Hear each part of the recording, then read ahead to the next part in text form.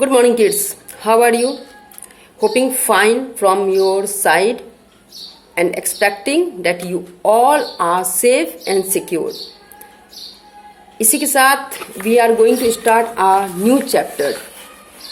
Boats sail on the rivers, chapter 2, written by Christina Rossetti. ठीक है, ये poem का नाम देखिए ध्यान से, boats sails on the rivers, written by Christina Rossetti.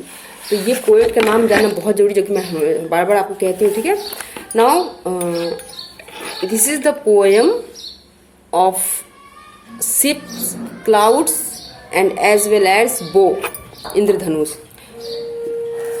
Look at this.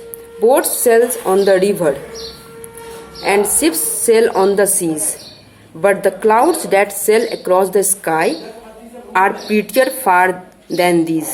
Boats sails on the rivers and ships sails on the seas. Boat जो है रिवर में तैरते हैं, जहाज जो है वो समुंदर में तैरते हैं.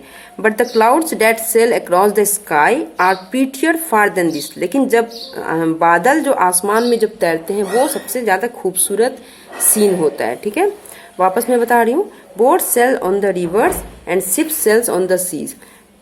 नाव रिवर में तैरते हैं और जहाज जो है वो समुंदर में तैरती हैं.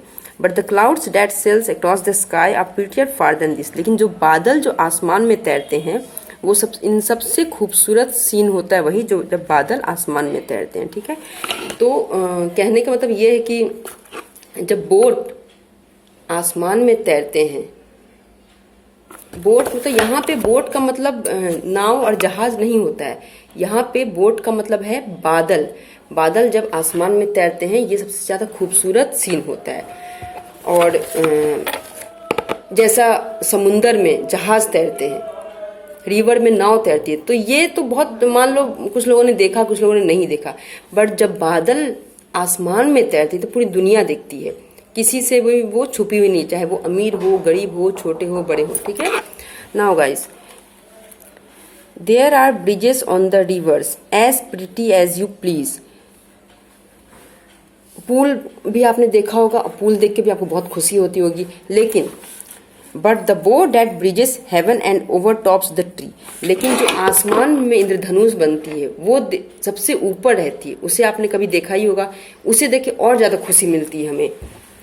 And builds a road from earth to sky is prettier far than this. और जमीन से आसमान तक जो सड़क बनती है वो और खूबसूरत होती है. तो once again I am going to read this poem with the summary. Boat sails on the rivers and ship sails on the seas, but the clouds that sail across the sky are prettier far than this. नाव तैरती है river में, जहाज तैरती है समुंदर में, लेकिन जो बादल तैरते हैं आसमान में ये इन सबसे ज्यादा खूबसूरत सीन होता है. There are bridges on the river, there are bridges on the river as pretty as you please, but the boat that bridges heaven and over tops the trees. Bridge भी देखा होगा आपने, पुल भी देखा होगा आपने, लेकिन जो ये पुल जो बनता है आसमान में, बादल जो बनता है ऊपर आसमान में, ये सबसे खूबसूरत पुल रहता है. ये जो इंद्रधनुष आपने देखा ही होगा आसमान, ये सबसे ज्यादा खूबसूरत पुल, सबसे ज्यादा सुंदर सीनरी रहती है. There are bridges on the rivers as pretty as you please, but the boat that bridges heaven and over tops the trees and builds a road from earth to sky is prettier far than this. और जमीन से आसमान तक जो पुल बनती है, जो खूबसूरत सीन रहता है, वो सबसे ज्यादा सुंदर और आंख को भाने वाला रहता है. In short I am going to repeat this summary once again. इसमें इस पोएम में बताया गया है कि जो जहाज, जो बोट जो तैरती है और जहाज जो तैरते हैं, ये तो आप सबने देखा होगा, उस पर पुल जो बनती है वो भी आपने देखा होगा. लेकिन जो आसमान में जो बादल तैरते हैं और आसमान में जो इंद्रधनुष बनती है, ये सबसे खूबसूरत सीन रहता है. और ये सीन देख के हमें सबसे ज्यादा खुशी मिलती है. So this is the poem we have already completed, written by Christina Rossetti. So guys, we have already taught you this poem. I hope you have understood also. So please turn the page and look at this. Write true or false. You have to do by your own only. Fresh sails on the rivers, clouds are prettier than bridges. There is a bow on the tree top. ये सब मैंने पढ़ा ही दिया है, तो इसका आप समझ के true false सॉरी फॉल्स लिखिएगा सॉरी, ट्रू फॉल्स लिख लीजिएगा, ठीक है। और फिर नेक्स्ट वीडियो में मैं इसका क्वेश्चन से करवाऊंगी with the summary.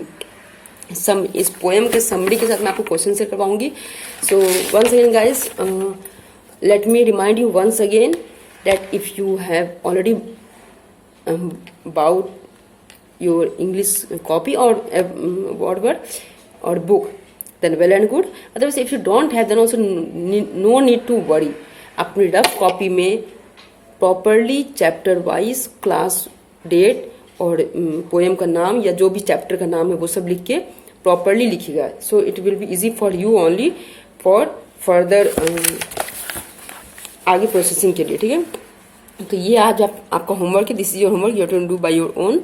Tomorrow we will meet with the summary of this poem and as well as question answer. Unless and until guys, take care of yourselves, bye.